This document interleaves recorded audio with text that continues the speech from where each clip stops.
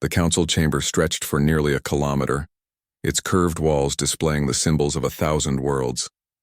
Representatives from every corner of the galaxy filled the vast space with their voices, their arguments, their demands. This was the heart of galactic civilization, where wars were prevented and trade routes decided. Today, however, something was very wrong. Ambassador Deho sat perfectly still in the human delegation section. His hands rested flat on the table before him. His eyes stared straight ahead at nothing in particular. Around him, 6 other human diplomats maintained the same posture, the same silence. They had been sitting this way for 3 hours. The Vrexian delegate, a massive creature covered in chitinous plates, slammed its primary limb against its podium. The sound echoed through the chamber like a gunshot. Several smaller species flinched at the noise. The Vrexian's translator device crackled to life with its harsh, demanding words. "Speak, humans. Your silence is an insult to this council and a threat to galactic peace." Deho did not move. He did not blink. He simply continued staring forward as if the Vrexian did not exist. For 200 years, humanity had been anything but silent. When humans first achieved faster-than-light travel and stumbled into the galactic community, they had talked endlessly. Human diplomats filled every communication channel with messages. Human traders negotiated from dawn until dusk on a dozen worlds. Human tourists asked questions constantly, recorded everything, and shared their experiences across thousands of networks. The other species had found it amusing at first, then annoying, and finally just accepted it as the human way. Humans talked. That was simply what they did. The elder Nomari representative rose slowly from her seat. Unlike the aggressive Vrexian, she moved with careful grace. Her species had seen the rise and fall of civilizations across millions of years. When she spoke, even the angry voices quieted to listen. "Ambassador Deho, I mean no disrespect to your people. But 3 weeks ago, every human colony went silent within the same hour. 17 star systems stopped all transmissions. Your merchant vessels recalled to human space without explanation. Your embassies emptied overnight. Ships bearing human refugees arrived at your borders and were taken inside. But no one explained why. The galaxy is afraid. Fear leads to violence. Please help us understand." For a moment, something flickered in Deho's eyes. Pain, perhaps, or regret. But still, he said nothing. The Silicate Collective's crystalline form pulsed with angry red light. "This is clearly preparation for war. The humans are consolidating their forces. We demand an immediate inspection of human military installations." Other voices joined in. Some threatened. Some pleaded. Some simply expressed confusion. The humans had been the galaxy's mediators, the ones who could talk to anyone, understand any perspective. Now they sat like statues, and the silence was more terrifying than any threat could have been. In the observation gallery above, news drones from 100 different networks captured every moment. This footage would spread across the galaxy within hours. Already, stock markets were crashing. Trade routes through human space were being abandoned. Military fleets were mobilizing along human borders. The silence was causing exactly what the Nomari had warned about. Deho finally moved. It was subtle at first, just a slight tension in his shoulders, a straightening of his spine. Then very slowly he stood. The entire council chamber fell silent. Every translator device powered up, ready to catch his words. Every camera focused on his face. He reached into his jacket pocket. Several security officers moved forward, hands on their weapons. But Deho only withdrew a small data chip, the kind used for basic information storage. He walked slowly to the center of the chamber, his footsteps the only sound in the vast space. When he reached the main council table, he placed the chip carefully on its polished surface. Then he turned and walked back to his seat. His fellow human diplomats stood in unison. Together, they moved toward the chamber's exit. Not hurrying, not running, just walking with steady, deliberate steps. You cannot just leave. The Vrexian's voice was almost desperate now. "We demand answers." Deho paused at the doorway. For just a moment, he looked back at the assembled representatives. His expression was impossible to read. Then he and the other humans disappeared through the exit. Chaos erupted immediately. Delegates shouted at each other, at the empty seats where humans had sat, at the data chip sitting alone on the table. It took 10 minutes for order to be restored. Finally, a technician was called forward to examine the chip. The chamber's main display activated, showing the chip's contents. There was no message, no explanation, no document. Just a set of spatial coordinates and a timestamp. The coordinates pointed to a sector of empty space near human territory. The timestamp was 3 days away. Is this a rendezvous point? Someone asked. A trap, more likely, the Vrexian growled. The Nomari elder studied the display with ancient eyes, or an invitation. They want us to see something. Should we go? A delegate asked. Can we afford not to? Another responded. Within hours, the decision was made. Multiple species would send ships to the coordinates. Science vessels, diplomatic cruisers, and yes, warships. Many warships. No one knew what the humans wanted them to see, but they would go prepared for anything. In the empty human embassy on the Council world, automated systems continued their work. Lights turned on and off on schedule. Climate control maintained comfortable temperatures, but the hallways remained empty and silent. In the ambassador's office, a viewport looked out at the stars. Usually, human staff would pass by constantly, talking and laughing and filling the space with life. Now there was only quiet. On the desk, a personal datapad still displayed its last opened file. It was a message never sent, written by Deho 3 weeks ago. The first line read, "Forgive us for what we must do. Forgive us for the silence. But if we speak, we die.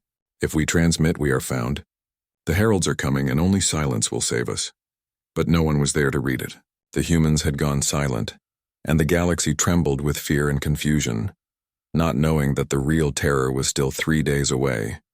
Reconnaissance fleets from 17 different species converged on the coordinates. They maintained careful distances from each other, weapons armed but not targeting. No one wanted to start a war before understanding what was happening. The empty sector of space revealed nothing unusual on initial scans. Just dust, distant stars, and the usual background radiation of the cosmos. Captain Hyunsu had been running exploration missions for 12 years. The Sabyol was a small vessel by galactic standards, designed for long-range surveys beyond the mapped regions. His crew of 23 was handpicked, all experienced, all comfortable with the isolation that came from months in deep space. They had discovered 6 habitable worlds, mapped 3 nebulas, and once helped rescue a Telkaran mining crew from a failed orbital station. 4 weeks ago, they had been surveying the region beyond the galactic rim, looking for mineral deposits in the scattered debris fields that drifted in that lonely dark. Science Officer Mirai had detected an anomaly. At first, it seemed like a natural formation, perhaps an unusually dense asteroid, but the readings were wrong, too regular, too structured. "Captain, I think you should see this," Mirai had said, pulling up the detailed scans on the main display. Hyunsu remembered staring at those readings, his coffee growing cold in his hand. The object was massive, easily the size of a small moon. But it was not natural. Whoever built it had used materials that human science could barely identify. The energy signature was faint but present, suggesting some systems were still functioning. After what must have been an incredible span of time, they approached carefully. Standard protocol required reporting any discoveries of alien technology immediately, but they were so far from the nearest relay station that messages would take days to arrive. Hyunsu made the decision to investigate first, report after. It was a choice he would replay in his mind 1,000 times later. The structure was like nothing in any database. Not human, not any of the known galactic species. Its architecture was strange, all curves and angles that hurt to look at for too long. Docking proved difficult, but they managed to attach to what seemed like an airlock. It opened for them. That should have been their first warning. The interior was vast and empty. Corridors stretched into darkness, lit only by their portable lights. The walls were covered in symbols. Mirai, who had studied xenolinguistics before switching to physics, stood transfixed by them. "These are not from any known language family," she whispered. "But look, here, and here. These symbols repeat in patterns. That suggests mathematical relationships, or maybe chronological sequences." It took them 6 hours to reach what appeared to be a central chamber. Inside, they found it. A device, roughly cubic, hovering in the center of the room without any visible support. Around it, holographic displays flickered with data streams too fast to follow. But one display was different. It showed the galaxy, their galaxy, with markers spread throughout. Hyunsu touched a control panel, mostly by accident. The display changed. Now it showed the galaxy millions of years ago. Species they did not recognize rose and fell. Civilizations flourished and then vanished. But there was a pattern. Every 50,000 years, something swept through the galaxy. The display showed it clearly. Great ships, ancient beyond measure, emerging from the dark spaces between spiral arms. They moved methodically, following the brightest points of electromagnetic radiation. "They are following communications," Mirai said, her voice barely audible. "Every civilization that broadcasts across star systems gets marked. Then these ships come and—" She did not finish. She did not need to. They found records. The Forerunners, the first civilization to achieve galactic-scale technology, had built this archive as a warning. They had discovered the Heralds too late to save themselves, but left behind everything they learned. The Heralds were not conquerors. They were not collectors. They were harvesters, following an ancient directive to cull any civilization that reached a specific threshold of development. The worst part was the final message. Mirai managed to partially translate it. "When the Heralds wake, those who scream will be silenced. Survive through silence. Speak and die." Hyunsu immediately ordered all transmissions stopped. They returned to the Cybiol, using hardline communications only. He sent a single encrypted burst message to Earth through the quantum relay network, then shut it down. That message contained everything they had found, every image, every translation, every horrible implication. 3 days later, the reply came. It was from Fleet Admiral Taejin himself. The message was brief. Confirmed, patterns match long-range sensor data, objects approaching from galactic north, ETA 7 weeks, all human vessels ordered to recall, communications blackout authorized. Prepare for Protocol Silent Night. Protocol Silent Night was theoretical. It was a plan that military strategists had developed as an intellectual exercise, never expecting it to be used. It called for complete communication silence across all human space. Every transmitter shut down. Every broadcast ended. Every radio wave suppressed. Humanity would go dark, become invisible, and hope that whatever was hunting would pass them by. The galaxy had not taken it well. Humanity's sudden silence created panic. Other species assumed conspiracy, war preparation, or some kind of cultural breakdown. They demanded answers. They sent delegations. They threatened consequences. But humanity said nothing, because saying anything meant death. Admiral Taejin sat in the command center of Fleet Station Olympus, humanity's largest military installation. Around him, holographic displays showed the positions of every human ship, every colony, every outpost. All were accounted for. All were silent. The recall had been successful. Now came the hard part. Waiting. "Admiral, the Vrexian Empire has mobilized its 3rd and 7th fleets. They are moving toward our border," his tactical officer reported. Taejin nodded slowly. He was a large man, his face marked by years of service. He looked tired. "Any transmissions directed at us?" "Constant. They are demanding we respond, or they will consider it an act of war. Log them.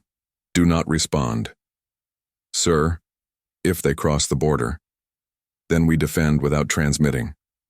Hard light communications only. Every ship knows the protocol." In another section of human space, Engineer Minho worked frantically on adapting mining equipment to absorb electromagnetic radiation. Civilian vessels needed to be coated with signal-dampening materials. Orbital stations required modifications to prevent any energy leakage. It was an impossible task, but they had no choice. On Earth, xenolinguist Yuna studied the Forerunner texts that Hunsu had transmitted. There had to be more information, some way to fight back, some weakness in the Heralds.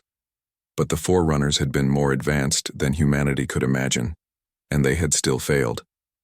The coordinates Daiho had left for the Council pointed to a location where human sensors would detect the Heralds first. He wanted the other species to see, to understand, to have a chance to survive. Because in 3 days the Heralds would arrive, and silence would no longer be humanity's choice alone. It would become everyone's only hope. The alien fleet arrived at the coordinates with weapons hot and shields raised. 317 vessels from 42 different species filled the empty sector with their presence. Destroyers and carriers from the Vrexian Empire formed a massive battle formation. Crystalline ships from the Silicate Collective pulsed with stored energy. Even the peaceful Nomari had sent observers, their ancient vessels watching from a distance. Ambassador Deho's small diplomatic ship sat alone in the center of the designated area. It was unarmed, its shields down, broadcasting only a single repeating message on all frequencies. "Wait, watch, be silent." The Vrexian fleet commander Keleth studied the human vessel with growing anger. His species had conquered 40 star systems through military might. They did not wait for others. They did not watch passively. They certainly did not stay silent when insulted. "Enough of this," Keleth growled to his crew. "Open a channel to the human vessel. Full power broadcast. If they will not speak to us properly, we will speak to them so loudly they cannot ignore us." His communications officer hesitated. "Sir, their message specifically warns us to be silent. I do not take orders from humans." "Open the channel." The broadcast went out, powerful enough to reach several light years in every direction. "Human vessel, this is Commander Keleth of the Vrexian Imperial Navy. You will explain your actions immediately or face the consequences. We do not accept mysterious summons. We do not tolerate games. Respond now or be destroyed." For a long moment, nothing happened. Then Deho's voice came across the channel, quiet and strained. "Please stop transmitting. You do not understand what you are calling to." "What we are calling to? You demanded we come to these coordinates. Now explain yourself." "Look at your long-range sensors. Galactic North. Please just look and then be quiet." Several ships followed the humans' instructions, more out of curiosity than obedience. Their sensor officers reported the same thing. Objects. Massive objects, moving at incredible speed directly toward the gathered fleet. "Unknown vessels approaching," one sensor officer reported. "Configuration unlike anything in our databases. Power readings are impossible. Sir, these readings must be wrong. Nothing generates this much energy." On a human observation post hidden in the asteroid field at the system's edge, scientist Jiwan watched her displays with growing horror. She had been part of the team analyzing the Forerunner data. She knew what was coming. But seeing it on sensors was different than reading ancient warnings. "They are following the transmissions," she whispered to her crew. "Just like the Forerunners described." Keleth's broadcast was like setting off a flare in the darkness. He marked every ship in this sector. The heralds emerged from faster-than-light travel with a distortion of space that made every sensor scream.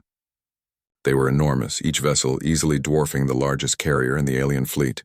Their hulls were black, not the black of paint or metal, but the black of space itself, as if they absorbed all light that touched them. Patterns of silver ran across their surfaces, complex geometric designs that seemed to shift when observed directly. Keleth stared at the display, his confidence evaporating. "All ships, battle formation. Prepare to engage the unknown hostiles. Commander, we are receiving a transmission from Ambassador Deho. He says do not engage, do not broadcast, power down all non-essential systems immediately. We do not run from threats." Keleth opened a wideband channel, his voice broadcasting to every ship in the fleet and beyond. "Unknown vessels, you have entered Galactic Council protected space. Identify yourselves immediately or be fired upon." The response was instant. The lead herald vessel emitted a pulse of energy. It was not a weapon in the traditional sense. It was more like a scan, a focused beam of intense radiation that touched 3 Vrexian dreadnoughts. For a moment, the massive warships were outlined in blue light. Then they simply ceased to exist. No explosion, no debris. They were there 1 second and gone the next, as if they had been erased from reality. Panic spread through the fleet like wildfire. Ships broke formation, some trying to flee, others opening fire on the herald vessels. Energy weapons and kinetic projectiles struck the black hulls and simply vanished, absorbed as if they meant nothing. "All ships, cease fire." The Nomari elder's voice cut through the chaos. "You are only making it worse. Stop transmitting." But it was too late for many. The heralds moved with impossible grace for vessels of their size. Each time a ship broadcast, each time a weapon fired with an energy signature, each time a shield generator peaked, the heralds marked and evaluated.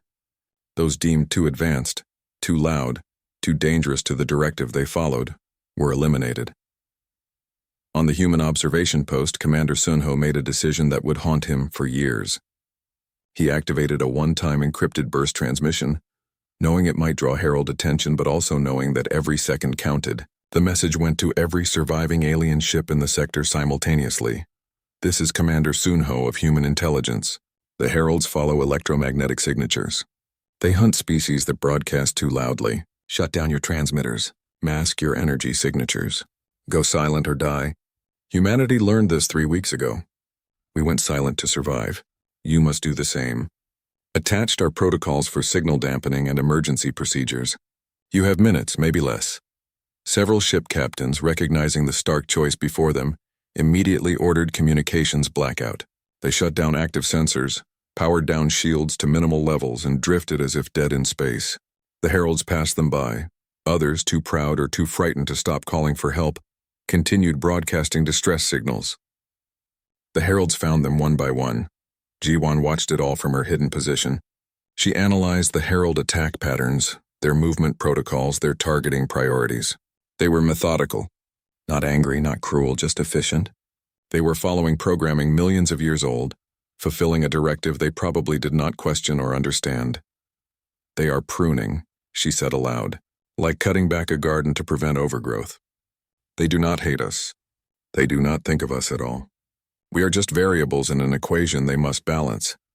Kaleth's flagship, the Dominion, was one of the last Vrexian vessels standing. His ship had taken heavy damage and most of his fleet was gone. His pride had cost thousands of lives. He stood on his bridge watching the herald vessels patrol the sector like guards, ensuring their work was complete. A message came through. Human. Daiho's voice. Commander Kaleth, if you shut down your remaining transmitters right now, they might ignore you. You are quiet enough that they consider you neutralized. Do not move. Do not broadcast. Just drift. Kaleth wanted to roar his defiance. He wanted to fire every weapon his ship possessed, but he looked at his crew, saw their fear, their hope that he would make the right choice. Slowly, painfully, he gave the order. Power down all communications. Minimal life support only. Silent running. The Dominion went dark. The herald vessels continued their patrol for another hour. Then, as suddenly as they had arrived, they departed. Back to whatever dark corner of the galaxy they called home, their culling complete. In the aftermath, 317 ships had become 91. 226 vessels and all their crews were simply gone. The survivors drifted in the darkness, afraid to move, afraid to speak, suddenly understanding what humanity had known for 3 weeks. Silence was not just golden. Silence was survival, and the galaxy would never be the same. The galaxy changed overnight. Species that had used open broadcasts for thousands of years suddenly went silent. Communication networks that had connected worlds across dozens of systems simply stopped transmitting. The great web of radio waves, quantum signals, and electromagnetic chatter that defined galactic civilization fell into darkness. But silence came easier to some than others. The Keltharian species had evolved in the radiation-rich atmosphere of their home world. Their biology depended on constant electromagnetic emissions to regulate their body temperature and neural functions. Without broadcasting, they began to die. First the children, then the elderly, then everyone else. Within 2 weeks, the entire species was extinct. They had a choice between silence and death, and biology chose for them. Captain Bora commanded the human vessel Mercy Flight, one of 36 ships designated for refugee operations. She was young for a captain, only 32, but she had proven herself during the recall, successfully extracting 17 human research stations from deep space without a single transmission detected. Now she faced a different challenge. Her ship approached a Keltharian colony station that was sending desperate, low-power distress signals. The transmissions were weak enough that they might not attract herald attention, but might was not a guarantee anyone wanted to rely on. Captain, we are receiving a visual message. They are using light flashes, low intensity, her communications officer reported. The message was simple. 3,000 Keltharians remained alive on the station. They had jury-rigged their life support to provide the electromagnetic fields they needed to survive, but the system was failing. They needed evacuation to somewhere that could support their biology, or they needed to broadcast at full power to sustain themselves, which would bring the heralds. Bora made the decision quickly. Dock with the station. We bring them all aboard. Engineering. I want our cargo bays modified to generate the necessary electromagnetic environment. We have 6 hours before the Herald's patrol route brings them through this sector again. Her crew moved with practiced efficiency. The Mercy flight extended its docking tube and the evacuation began. Keltharians flooded aboard, carrying what little they could. Many were already sick, their skin turning dark as their biological processes failed. Engineer Minho met them in the cargo bay. He had been working non-stop for 4 weeks, adapting human technology to help species whose biology clashed with the requirements of silence. The Keltharian problem was particularly difficult. They needed electromagnetic fields strong enough to sustain their biology, but weak enough not to broadcast beyond the ship's hull. I can give you 3 days at most, Minho told their leader. After that, the field generators will need replacement parts we do not have. We need to get you somewhere permanent. Where? The Keltharian asked. Every safe harbor is closed. Every species is hiding. Who will risk Herald attention to help us? Bora answered from the bridge. We will, humanity will. We have a station that can help you. It will not be home, but it will keep you alive. The Mercy flight departed the colony with all 3,000 refugees aboard. Behind them, the empty station continued broadcasting its automated systems, unaware that everyone had left. When the Heralds arrived 2 hours later, they eliminated the station but did not pursue. The Mercy flight had gone silent, become invisible, just another piece of dark metal drifting through space. Across the galaxy, similar scenes played out. Human ships appeared where other species needed help. They taught survivors how to use hardline communications, physical couriers, and short-range encrypted laser links. They shared their signal-dampening technology freely, but most importantly, they shared hope. Admiral Tajan coordinated the operations from Fleet Station Olympus. His command center was a maze of physical cables and handwritten notes. No wireless systems, no broadcasts, everything done the old-fashioned way. It was slow, inefficient, and absolutely necessary. Admiral, we have confirmed reports of Herald vessels establishing patrol routes throughout the galaxy. They are not leaving. They are staying monitoring, his intelligence officer reported. Tajan studied the physical map on his table. Pins marked Herald positions, updated hourly by courier ships. The pattern was clear. The Heralds were watching the major population centers, the trade routes, the communications hubs. They were making sure the galaxy stayed quiet. How long can we sustain this? He asked. No one had an answer.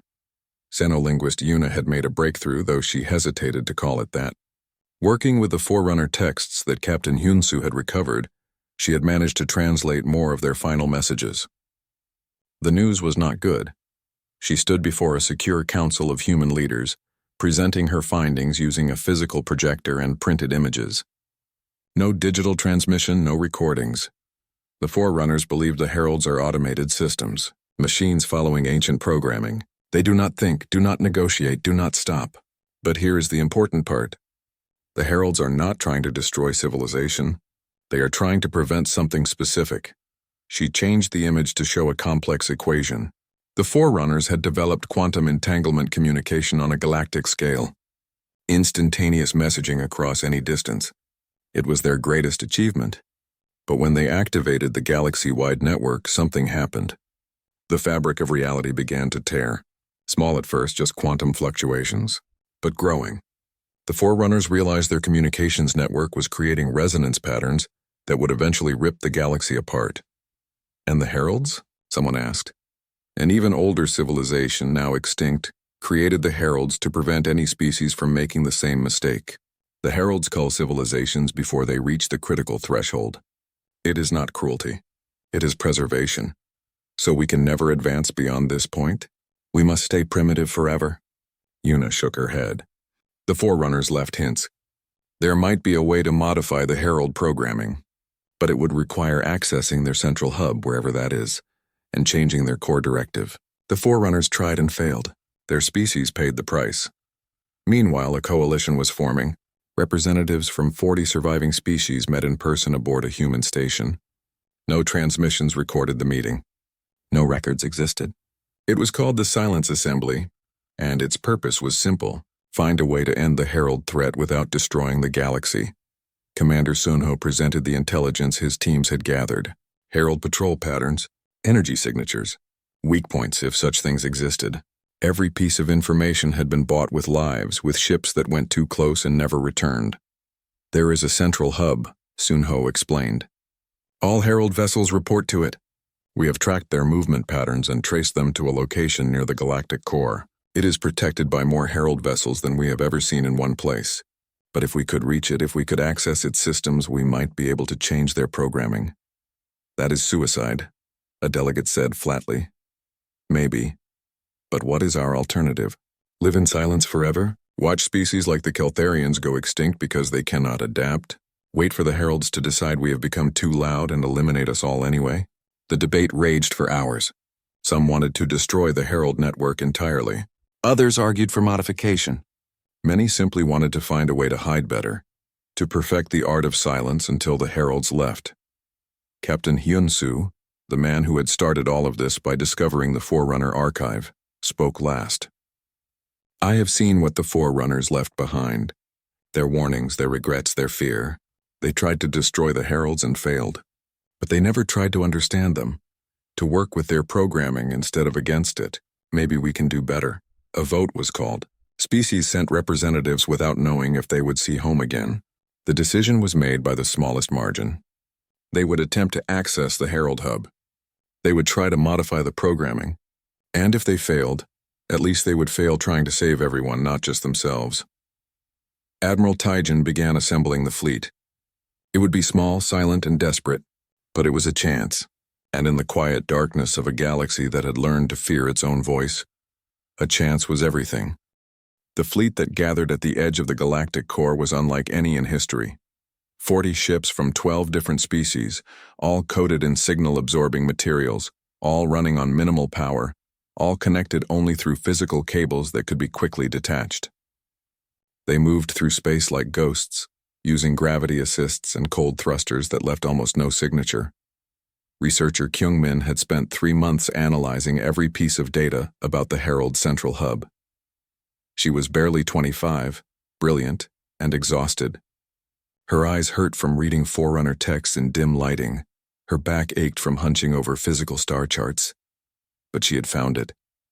The hub was hidden in a nebula near the galactic core, camouflaged by natural radiation that made normal sensor sweeps useless. The nebula will hide us as much as it hides them, she explained to the assembled ship captains. But it will also hide them from us. We will be navigating blind through Herald patrol zones. One mistake, one transmission, one energy spike too high, and we are dead. Captain Hyun-soo commanded the lead ship, the same Saebyol that had discovered the Forerunner archive. He felt responsible for everything that had happened since. If he had not investigated that ancient structure, if he had just reported and moved on, maybe things would be different. But there was no changing the past. Only the future remained. Engineer Soo-jin was aboard his ship, the best programmer humanity had ever produced. She had studied the Forerunner code, learned their language of mathematics and quantum logic. If anyone could modify Herald programming, it was her. But she needed to reach the hub first. The journey into the nebula took 4 days of nerve-shredding silence. Every few hours, a Herald vessel would pass nearby, its sensors sweeping through the clouds of gas and dust. The fleet would power down to absolute minimum, barely enough to maintain life support and wait. Once a Herald came so close that its shadow fell across Hyun-soo's bridge viewports. The crew held their breath, not daring to move, until it passed. On the 5th day, they found it. The Herald Hub was massive beyond comprehension, a structure that made planets seem small. It was built in layers like the rings of a tree, each layer representing millions of years of additions and modifications. At its heart, something glowed with a light that sensors could not properly measure. That is the core, Kyung-min whispered. The original programming, everything the Heralds do flows from there. Admiral Taijin, commanding from the fleet's largest vessel, studied the hub through optical telescopes. I count 73 Herald ships guarding it. We have 40 ships, most of them research or diplomatic vessels. We cannot fight our way through. We do not need to fight, Hyun-soo said. We need to be silent. One ship, no weapons, minimal power. We drift in like debris. If we are quiet enough, they might not even notice. And if they do, then the rest of you retreat and try to figure out another way. The volunteers were chosen quickly. Yunsu's crew, Sujin's engineering team, and a few others who insisted on coming. 17 people total. They transferred to a small shuttle that had been modified to look like a piece of damaged wreckage. Its hull was scored and burned, its power signature barely registering. Ambassador Deho was there to see them off. The man who had started the galaxy's silence by refusing to speak now had words to say. I have been quiet for so long, but before you go, I want you to know that I am proud. Humanity was loud for 2 centuries. We talked and never listened. Now we have learned to be silent, and in that silence, we have learned to truly hear others. Whatever happens out there, you carry the hope of everyone with you. The shuttle detached and drifted into the nebula, toward the Herald hub. Behind them, the fleet waited in the darkness, hoping and praying in their own silent ways. It took 18 hours to reach the hub. 18 hours of watching Herald ships patrol past, of lying on the floor to minimize heat signatures, of breathing slowly to conserve oxygen. When they finally reached the outer hull of the hub, Sujin used a cutting torch set to its lowest power to create an opening. The metal was incredibly old but still strong. It took 3 hours to cut through. Inside the hub was a maze of corridors and chambers that defied conventional physics. Gravity seemed optional in some places, oppressive in others. The walls pulsed, with energy that Sujin recognized from the Forerunner texts. This way, she said, leading them deeper. She had memorized the Forerunner maps, studied them until they appeared in her dreams. They encountered no guards, no security systems. The Heralds had never imagined anyone would be quiet enough to reach this place. The core chamber was beautiful in a terrifying way. Streams of energy flowed through crystalline structures, forming patterns that contained all the programming, all the directives, all the history of the Herald systems. Sujin approached carefully, her portable equipment ready. I need 4 hours, she said. Maybe 5. The programming is layered. I need to change the core directive without breaking anything else. If I make a mistake, the entire system might shut down, or worse, interpret the corruption as a reason to eliminate everything. Then do not make a mistake, Hyunsu said gently. Sujin worked in silence, her hands steady despite the pressure. She followed the logic chains the Forerunners had mapped, found the core directive that commanded the Heralds to cull advanced civilizations, and began to modify it. Instead of eliminating any civilization that broadcast too loudly, the new directive would monitor for the specific quantum signature that threatened reality. Allow normal development, allow communication, but watch for the dangerous pattern and act only when truly necessary. 3 hours in, a Herald ship docked at the hub above them. Footsteps echoed through the corridors.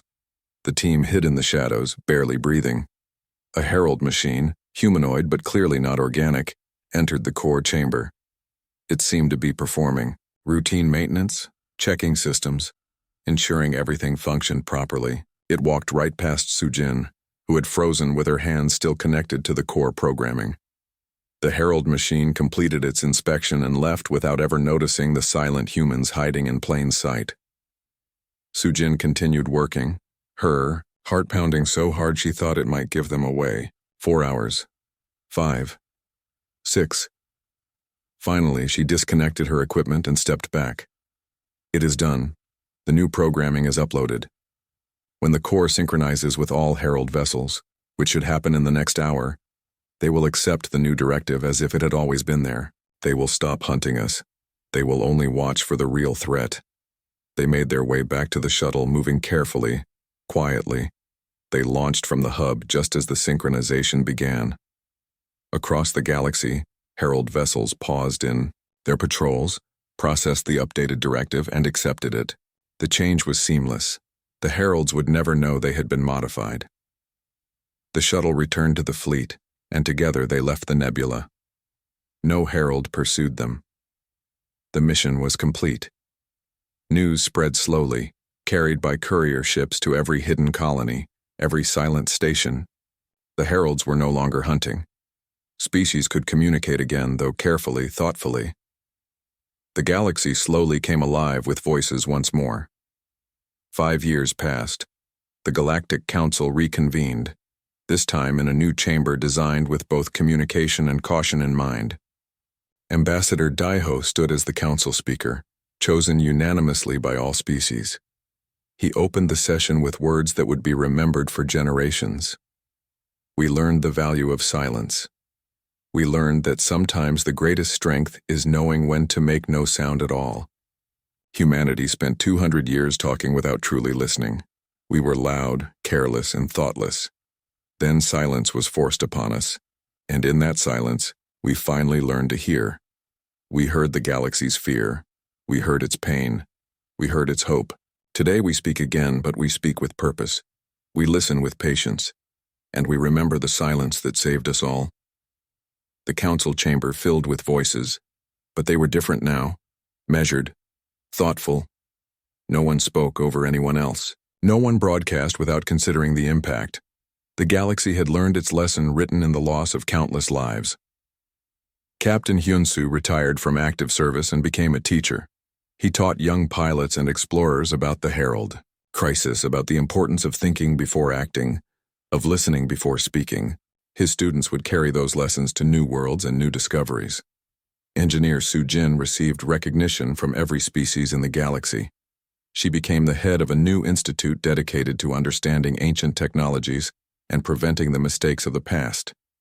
She never forgot those hours in the Herald Corps, her hands shaking as she rewrote the fate of the galaxy. In human space, memorials were built for the Keltharians and other species that did not survive the silence. They served as reminders that every advancement, every step forward, carried a cost. Progress required not just intelligence but wisdom, and far away in the darkness between stars the heralds continued their watch. They monitored the galaxy not as hunters but as guardians, waiting patiently for the one signal that truly mattered.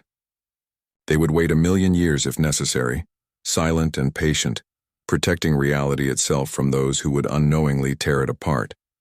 The galaxy had learned to respect the silence, and in doing so, it had earned the right to speak again.